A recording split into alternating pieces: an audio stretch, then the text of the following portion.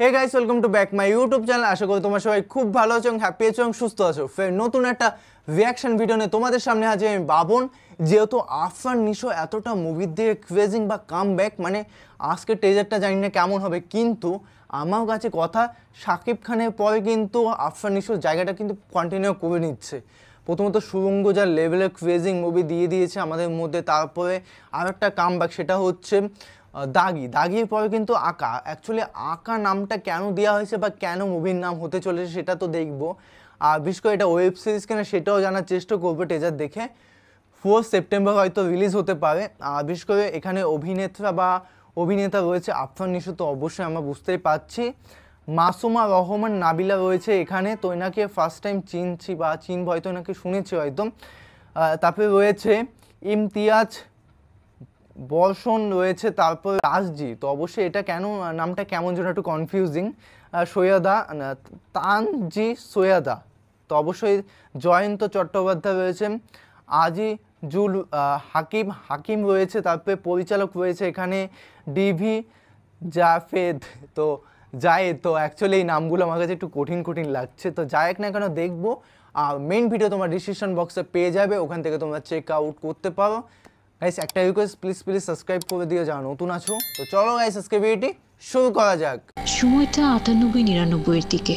আকা একে একে অপরাধীদের খুন করছিল, কিন্তু হঠাৎ কি হলো জানি না।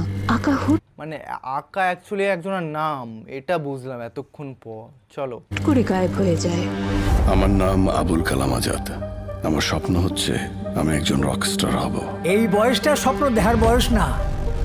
তোমার যদি উতানি করানো লাগে তাহলে ইতান করতে এসে আমার ব্যবসাটা লাল বাতি জ্বালানোর তো কোনো মানে হয় না ভাই। আমার কাছে ক্রেজিং মুভিটা, কারণ এখানে রক, ভাই রক কার কার পছন্দ সেটা কমেন্টে জানিয়ে দাও, কারণ রক মানে ক্রেজিং ভাই। চলো। যদি কেড়ে নিতে বলে কবিতা সিরিয়াসলি রূপম ইসলাম, আপনাকে খুব চেনা চেনা লাগছে। কোথায় দেখেছি বলেন তো? মানুষের দেহ মরে, কিন্তু প্রেম মরে না। আপনি কবি নাকি? খুন করাও একটা শিল্প। মেরে ফেলার ক্ষমতা সৃষ্টি করার ক্ষমতার চাইতেও কোনো অংশে কম না।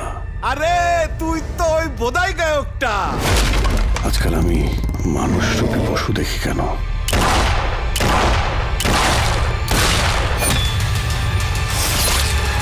মুভিটা কিন্তু সেবা হতে চলেছে ভাই, সিরিয়াসলি। তাহলে কি আকা ফিরে এসেছে? দেশের যে অবস্থা, কোনো কারণে যদি আকা ফিরে আসে মন্দ হয় না। You are dealing with the guy who wants popularity. রাগ, প্রচন্ড রাগ।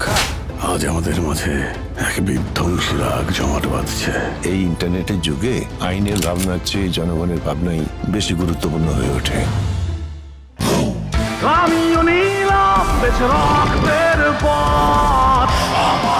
আমি হয়তো ভ্যাম্পায়ারে রূপান্তরিত হচ্ছি।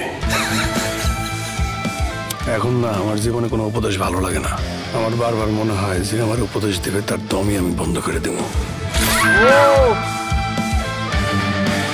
তোমাদের আর ভয় নেই, আমি এসে গিয়েছি তোমাদের মাঝে। ভাই মুভিটা দেখতেই হবে তো, সিরিয়াসলি। Who's next? তো গাইস সত্যি কথা, টেজারটা মুভিটা সুন্দর না দেখে আমি পারলামই না অ্যাকচুয়ালি, সত্যি কথা।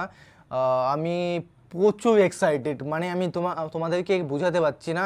মুভিটা এত সুন্দর, মানে টেজারটা দেখার পর না, মানে আমি ভাবছি যে কবে রিলিজ হবে। তো ওয়েটিং আমি আর করতে পারছি না। তো যাই হোক না কেন, হয়তো পুজোর মধ্যে দিয়ে রিলিজ পাচ্ছে আমাদের ইন্ডিয়াতেও, হয়তো বাংলাদেশেও রিলিজ পাচ্ছে। খুব সুন্দরভাবে কিন্তু মুভিটা দেখতে হবে গাইস, জাস্ট ওয়াও। মানে আমি মনে করি সুরঙ্গর থেকেও স্পেশাল হতে চলেছে, সিরিয়াসলি। মানে জাস্ট অ্যাবজার্ভ করা গেল, প্রেডিকশন করা যাচ্ছে খুবই চলবে, মানে অ্যাকচুয়ালি জাস্ট ওয়াও। মানে প্রডিউসার বা ডিরেক্টর যারা মেকিং করেছে করুক না কেন, তার জন্য আরও যথেষ্ট সুন্দর করুক, আরও করুক, ফাটিয়ে দিক। মানে কালার গ্রেডিংও মুভিতে খুবই সুন্দর। আর আফরান নিশো এতটা কামব্যাক মুভির দিক থেকে, মানে সাকিব খানের পর ক্রেজিংয়ে কিন্তু আফরান নিশো রয়েছে, সত্যি কথা। জাস্ট ওয়াও, ভাল লাগলো।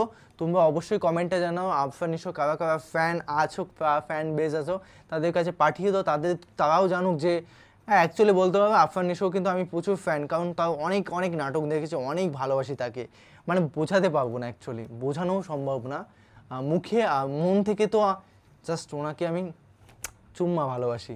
তো যাই না কেন, নতুন একটা ফ্রেশ ভিডিওতে দেখাবে, সাবস্ক্রাইব করে দেবে, এরকম নতুন একটা ফ্রেশ ভিডিওতে নিয়ে চলে আসবো তোমাদের মধ্যে। তো চলো guys, bye bye, take care.